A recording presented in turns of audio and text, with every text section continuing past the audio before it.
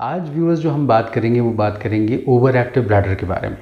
Over active bladder अगर हिंदी में कहें उसको अति सक्रिय मूत्राशय। आखिर ये क्या है?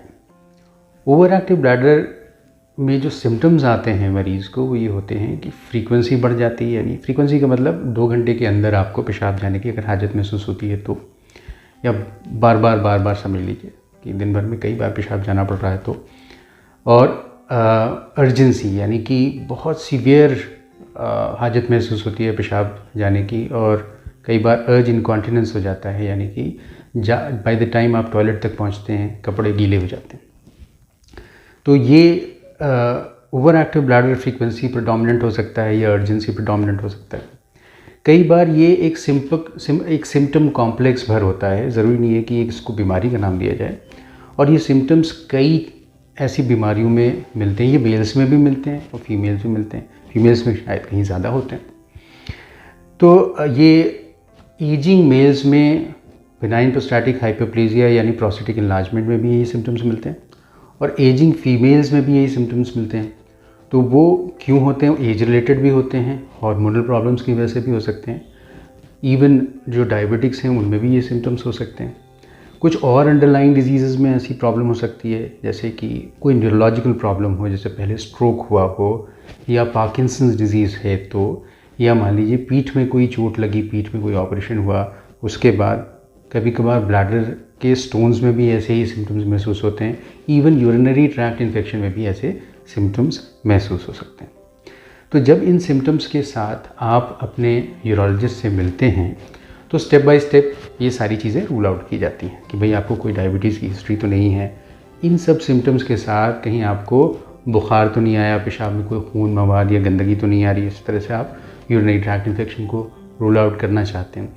इसके अलावा न्यूरोलॉजिकल हिस्ट्री में जो आप जानना चाहते हैं, कोई ऐसी स्ट्रोक की हिस्ट्री तो नहीं है कि भाई एकदम से कुछ एक side of the body weak तो नहीं हो गई है ना, कोई बेहोशी के साथ, झटकों के साथ, सर में दर्द के साथ ऐसी कोई प्रॉब्लम शुरू हुई हो, या कोई ऐसे प्रीवियस एक्सीडेंट या स्पाइनल सर्जरी की हिस्ट्री है क्या।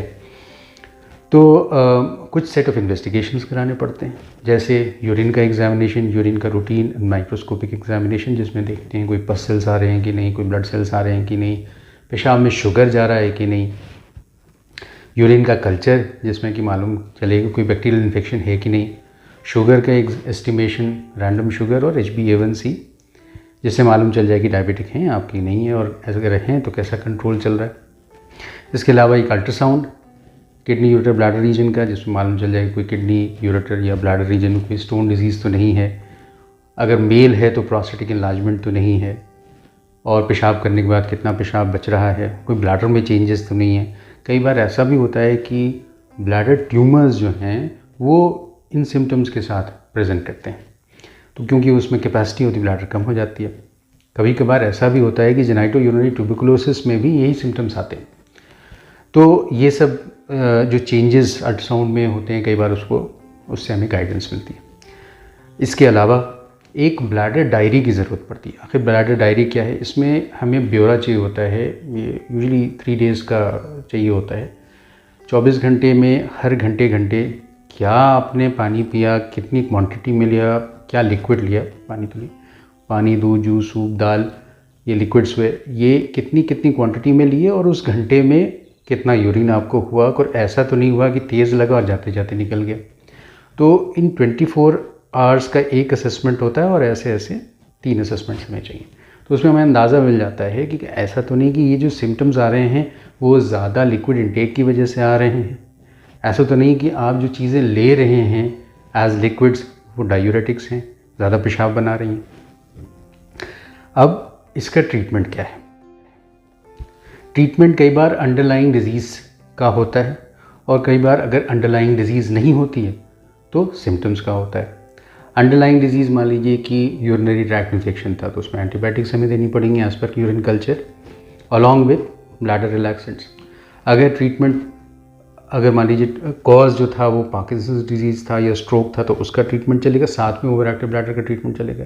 अगर प्रोस्टेट इनलार्जमेंट की प्रॉब्लम थी, साथ में ये सिम्टम्स हैं, तो प्रोस्टेट की भी दवा चलेगी और इसके लिए भी दवा चलेगी। यूजुअली जो दवाइयाँ इसमें दी जाती हैं वो एंटीकोलिनर्जिक्स होती हैं, यानी कि ये ख़ास रिसेप्टर्स पे एक्ट करती हैं जो कि ब्लैडर में मौजूद होते हैं, और इन पे जब एक्ट करती हैं तो दवाइयाँ, तो ब्लैडर रिलैक्स हो जाता है। आखिर ओवर एक्टिव ब्लैडर में हो क्या रहा है? देखिए, ब्लैडर जो है एक ऐसा थैला है जो ऐसे डिज़ाइंड है जिसमें स्ट्रेचेबिलिटी होनी चाहिए। जब पेशाब भरे तो उसको अकोमोडेट करना चाहिए अप टू 500 ml, जो कि नॉर्मल कैपेसिटी मानी जाती है ब्लैडर की, और इस दौरान एकदम से ब्लैडर प्रेशर्स बढ़ने नहीं चाहिए। ओवर एक्टिव ब्लैडर के पेशेंट्स में कंप्लायंस कम हो जाती है, यानी स्ट्रेचेबिलिटी कम हो जाती है। For a given change in volume, change of pressure बहुत ज़्यादा होता है। तो एक normal individual 500 ml urine accommodate कर सकता है, ऐसा इंडिविजुअल जिसमें ओवर एक्टिव ब्लैडर है 200 ml यूरिन पे ही उसको बहुत ज़्यादा तेज़ अर्ज महसूस होती है। तो ये एंटीकोलिनर्जिक्स दवाइयाँ जैसे सोलिफेनेसिन है, टॉल्टेरेडिन है, ऑक्सीब्यूटिनिन है, तो ये क्या करती हैं? ब्लैडर को रिलैक्स करती हैं, उसकी स्ट्रेचेबिलिटी बढ़ा देती हैं, ज़्यादा यूरिन अकोमोडेट कर पाता है ब्लैडर। लेकिन इनके कुछ साइड इफ़ेक्ट्स भी होते हैं, क्योंकि ये मस्करेनिक रिसेप्टर्स जिन पे ये एक्ट करती हैं सिर्फ यही नहीं होते, ये गट में यानी इंटेस्टाइन में भी होते हैं, सलाइवरी ग्लैंड्स में भी होते हैं। तो उन पे जब ये एक्ट करती हैं तो थोड़ा सलाइवा प्रोडक्शन कम हो जाता है, तो मुंह सूखने लगता है, और अगर गट मोटिलिटी कम होती है तो कॉन्स्टिपेशन हो सकता है। तो इसीलिए एक दूसरी तरह की दवाइयाँ अब मार्केट में आई हैं, अवेलेबल हैं, जिसमें ये प्रॉब्लम्स नहीं होती। ये बीटा-3 एगोनिस्ट्स हैं, ये भी रिसेप्टर्स ब्लैडर में होते हैं। जब इन पे दवा एक्ट करती हैं तो ब्लैडर की कंप्लायंस बढ़ती है, ये रिलैक्स हो जाता है ब्लैडर, और ब्लैडर एम्प्टीइंग में प्रॉब्लम नहीं होती, पेशाब अच्छे से खाली होता है।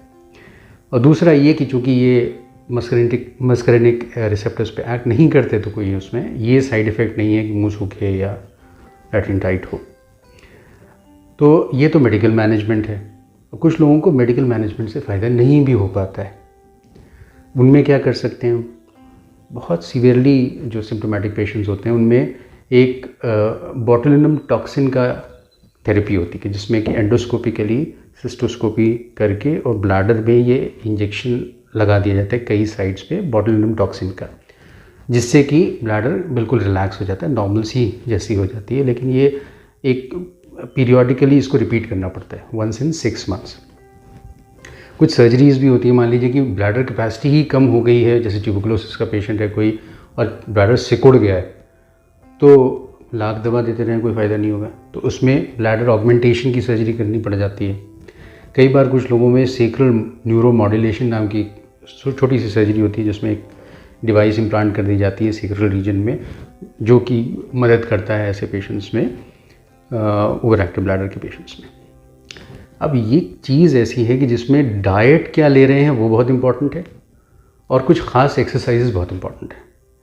ओवर एक्टिव ब्लैडर के पेशेंट्स में ट्रिगर्स होते हैं कि भाई मान लीजिए कि मैंने ताले में चाबी लगाई तो मुझे बहुत तेज़ पेशाब लगने लगा, मैंने पेशाब किसी को मतलब मान लीजिए कोई बाथरूम देखा तो ही मुझे पेशाब महसूस होने लगा, पानी गिरने की आवाज़ महसूस हुई तो ही मुझे पेशाब लगने लगा। तो इन ट्रिगर्स से अपने आप को इम्यून करना पड़ता है, धीरे धीरे इनकी जो है ये स्टिमुलस को से आपको अडेप्ट होना पड़ता है, तो ये इसमें फ़ायदा होता है। फिर ये कि आपको ख़ुद से कोशिश करनी पड़ती है कि भाई हम थोड़ा पोस्टपोन करें टॉयलेट जाना। मुझे तेज़ पेशाब लगा है तो मैं आज का मेरा एम है कि मैं 1 मिनट और रोक के देखूंगा, कल का वो एम हो सकता है कि मैं 5 मिनट होल्ड करके रखूँ। इसी तरह बढ़ाते बढ़ाते ड्यूरेशन हो सकता है आपकी आधा घंटा होल्ड करना सीख जाएं आप। तो इस तरह माइंड को ट्रेन करना पड़ता है। फिर ये भी कि अपने आप को माइंड को डाइवर्ट भी करना पड़ता है। तो जो कुछ रिलैक्सिंग आप एक्सरसाइजेस करिए या अपने को हॉबी में कुछ इन्वॉल्व करिए, योगा करिए। और एक ख़ास सेट ऑफ एक्सरसाइजेस होती हैं कीगल एक्सरसाइजेस कि जो इसमें बहुत कारगर होती हैं। कीगल एक्सरसाइजेस क्या होती हैं? अब ये समझिए, चूँकि ये ज़्यादा चीज़ फीमेल्स में होती है तो फीमेल्स की बात करेंगे। ये आपको ये लेयर दिख रही है, इसको कहते हैं पेल्विक डायफ्राम। और इसी पेल्विक डायफ्राम के थ्रू ये जितने पेल्विक ऑर्गन्स होते हैं उनकी निकासी होती है, एग्जिट्स होते हैं। जैसे पेशाब का रास्ता है, बच्चेदानी का रास्ता है और रेक्टम यानी लैट्रिन का रास्ता है। होता क्या है ना, उम्र के साथ ये चीज़ लैक्स हो जाती है फीमेल्स में, चाइल्ड बर्थ में, लेबर पेन में हो, चाहे और एक्सर्शन की वजह से हो, तो ये पेल्विक डायफ्राम लूज़ हो जाती है। तो कीगल एक्सरसाइजेस से इस पेल्विक डायफ्राम को आप मजबूत करते हैं। मान लीजिए कि आपको, फ़र्ज़ करिए आप 10 लोगों के बीच में बैठे हुए हैं और आपको गैस पास करने की हाजत महसूस हो रही है, तो अब जाहिर सी बात है आप उसको कंट्रोल करने की कोशिश करते हैं। तो ऐसे में लैट्रिन का रास्ता आदमी टाइट करके और होल्ड करके रखता है। तो ये से एक simple form of Kegel exercise है, जिसमें आप अपने एनल ओपनिंग को खींच के होल्ड करके 5 सेकेंड्स के लिए रखते हैं, फिर रिलैक्स हो जाते हैं। तो यही चीज़ आपको रिपीट करनी पड़ती है, अराउंड 20 to 25 टाइम्स का एक सेट बना लें और दिन भर में 3-4 बार ये करें।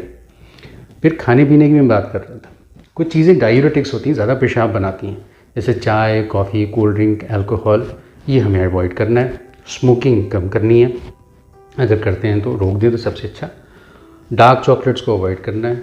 फिर कुछ ब्लैडर इरिटेंट्स हैं जो कि अवॉइड करने हैं, जैसे कि खट्टी चीज़ें, नींबू, अचार, सिरका, ऑरेंज जूस, सादा टमाटर का इस्तेमाल ना करें।